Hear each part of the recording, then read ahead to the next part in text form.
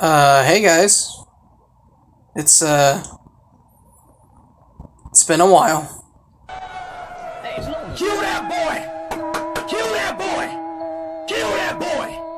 Kill that boy! Kill him! Shut up! Kill that boy! Kill him! Yeah, I'm sorry haven't been uploading as much. I've been kind of busy doing some, work, book-related things, seeking employment. Since y'all then obviously forgot, got something for you. Here, take this! Take this! Yeah, eat it! But of course, the most important thing that I've been doing recently is actually catching up on some backlog games I have not played yet, or wanted to try out. And of course, after a long, hard day of work, I just want to catch up and just play some games. I recently got a Switch, and I've been playing a lot on my Switch, so I've just been looking for different games to play on my Switch, especially horror games. So I scourged the internet, trying to find something that was familiar to Resident Evil or your Silent Hills, but also scared me like your Dead Spaces. But yeah, shout out to Dead Space though, that shit good as fuck. So let me invite you to a game that I, as many who is also a fan of this game, considered a hidden gem that is also terrifying, but also kind of a head scratcher.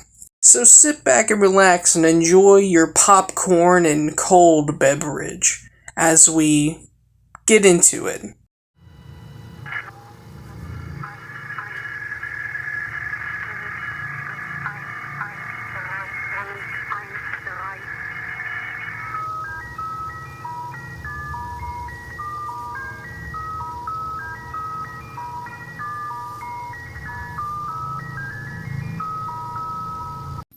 Signalis is a game that reminds me so much of everything that we had before. I randomly discovered this game after I completed Crow County and I wanted something else to play. And obviously, I fell in love with this game. I think that Signalis is a great example of how to do survival horror, but I mean, what else can I say that hasn't already been said about such an amazing masterpiece of an indie game? Signalis is an interesting case of just so many different things that work so well together. But before we get into it and I show you all what's interesting about the game, let's go over a bunch of things and just let me show you exactly what I mean. The first thing that we're going to be showing off is talking about, just the general story and the gameplay, so let's get into it. The game takes place in a semi-futuristic world, where humanity wishes to expand outside of Earth and venture into the outskirts of space. You play as Alistair, a synthetic android who wakes up from cryosleep with amnesia and basically can't remember anything at all. Now, our main character wakes up with one goal, and that is to find a girl named Alina and fulfill her promise. Whatever that means. Everything starts confusing at first, but later on, everything opens up more. So then, at that point, you know and understand what that promise is. Players will soon find out at this point that all the humans on the ship are all basically dead and turned into zombies. There's a virus going around. And a lot of the synthetics or androids have started an uprising to pretty much cleanse everything out, and a lot of them can't tell the difference between human and android. I'm not going to straight up just go over everything in the story because it's just one of those games where you definitely just want to experience everything and find all the secrets and find all the lore. So whenever you get the chance to really play it and experience the story, definitely try to, because I don't want to spoil it. The game's story is confusing, interesting, and leaves you asking so many questions depending on which ending you get, as there are 5. The game is filled with so much loss, love, and grieving while you're trying to just find your memory. The characters are especially beautiful, especially through a lot of the storytelling. The cutscenes in the game are absolutely stunning and beautiful, and they remind me of that early 90s anime aesthetic that I absolutely love so much and what I grew up on. And it is just absolutely just breathtaking how it goes from just third person over the top shoulder to this beautiful 90s aesthetic that I just absolutely just adore. And if you've seen the cutscenes and you've played the game, you know what I'm talking about. It's just absolutely beautiful. Resident Evil and Silent Hill's DNA is all over this game, and that is a great thing. Especially considering how old school the game actually really feels. It has your typical survival horror things like combat, puzzles, and backtracking, alongside simple inventory management. You'll have tons of weapons like your 9mm, your shotguns, your revolvers, your special weapons like flare guns, and other types of weaponry that you find. The combat is terrifying and exciting, and it feels great. The guns feel so punchy and feel so visceral, like you've never shot a gun before, and it feels so real and good. Like, I love how flashy it is. The inventory management is also easy to deal with, but it never upgrades. One of the special items is actually thermite charges, which you could use to burn bodies, because a lot of the enemies are actually pretending to stay dead, so that you can come back later when you're, backtracking and stuff, and they'll come after you again. The reason why I like it is because it adds more tension. You never know what enemies are actually going to come back and, try to scare the shit out of you and kill you again. So it's always good to have something to always come after you when you go and backtrack. You never feel safe, and that makes me feel so scared every time I go back and try to play the game and try to go back for the other endings. Now, the puzzles can be a little tricky, especially if you're someone like me and you don't like to use guides and you like to solve everything yourself. Now, when it comes to certain kind of puzzles, my favorite kind of puzzles are the ones where you tune into a certain signal into a radio to get certain things, like hints or puzzle answers or, stuff that lets you see, what other locations inside of the space station you'll find, like items and stuff. It's great, and I think it's amazing, and it really fits the whole aesthetic of the game, and I find every time it happens, I think it's awesome. Or just the other types of puzzles where you go and interact with a certain object. Now, you usually find a lot of things with these puzzles, like items or health items, weapons, things like that. There's also not a lot of storage. I mean, there can be, you just gotta find it. But when it comes to your storage in general, you don't usually, it's all you got. You only got a certain amount, which is both great and also not great if you're, storage dependent like a lot of people. The inventory can be hard to manage, and not like a lot of other survival horror games. It can be difficult to manage your inventory, especially since you just can't upgrade it.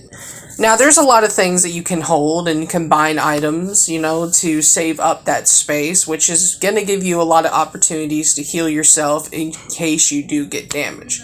I recommend playing the game on normal difficulty, because all it really just changes is how many times it takes for you to go down after you get hit. Which normal is pretty fair and not difficult really at all if you're considering, just normal hits or whatever. You still get a lot of healing items. Now, the level design of Signalis is absolutely fantastic. It reminds me so much of the schools from Silent Hill, or the hospital from Silent Hill, or just the Raccoon City police department. It feels familiar, but also not too much, if you get what I mean. They're all interconnected. You can always backtrack to another location that you've been to before, especially, when you got like a certain key card or something, just like a Metroidvania. And it feels great, and you get to see so many secrets. The colors and the aspects of all the levels just feel so fucking good. It does. It feels so fantastic, and I just don't know how they did it, especially since this game was made only by 2 people, mind you. And it is just so cool how all the levels look. It looks so great.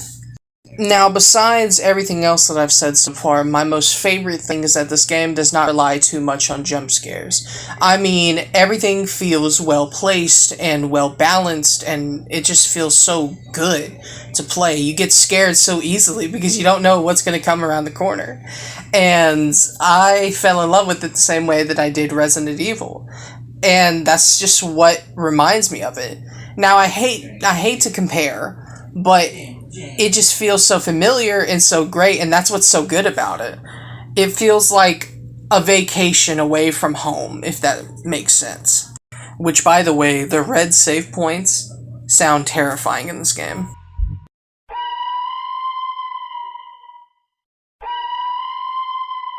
The enemies in the beginning are semi-easy, but as time goes on, they become much harder to deal with.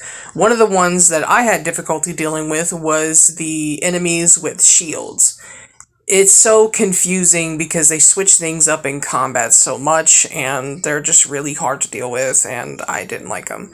There's also a certain enemy type where you have to use the radio in order to defeat them, and it's really, really interesting and really cool, and I fell in love with the idea. The game has a pixelated 3D anime art style. I know we're back on this topic, but it's just that good. It makes it feel so desolate and alone and terrifying to look at, and it feels so great when I'm playing it, and it feels just so cool. Like, for example, this. It goes sometimes you get into these first person moments and it just feels so retro and 3D animated. It looks so good. And the graphics just remind me of like something like Faith, the Unholy Trinity, things like that. And I don't know, it just feels so amazing to look at. I can't believe something like this was done by only 2 people. Now, that being said, besides everything that I've mentioned about this game, the best thing in this game is absolutely its soundtrack. It is haunting and beautiful and mixes everything from classical music to retro synth. And I could not tell you how impressed I was when I started to hear the soundtrack while I was killing enemies. It makes me feel so alone and despaired on a space station every time I listen to the music in this game. It feels so great to play. And I can't tell you enough and recommend it how much you need to play it. It's one of the best aspects of survival to this day that you need to just experience on your own. Now, after everything that I said, even after saying I wanted to play this game after playing Crow County, this game haunted me for a long time. I always checked in my backlog and was scared to pick it up, but after playing it myself, I fell in love with it. And you guys will too. Now, thank you for watching. Thank you for tuning in. It makes me feel so good that you guys are interested in watching my content. It's a game that makes me feel well, but also feared. And I can't thank you guys enough for letting me recommend it to you. It still amazes me that you guys watch and consume my content. It makes me feel wanted. And honestly, I can't recommend anything as much as anything on my channel besides Silent Hill 2. Which, thank you guys for hitting the 1,000, like over 1,000 views on that video. It makes me feel so good that so many people watched it and liked it, and it feels so great. But anyway, thank you guys for watching. I want you guys to pick up a Switch, pick a computer, and just play the game, which, by the way, the person who helped me get this gameplay, thank you for, giving me a video to, make a video on. One of my good friends, and, he means the world to me when it comes to providing footage for these videos.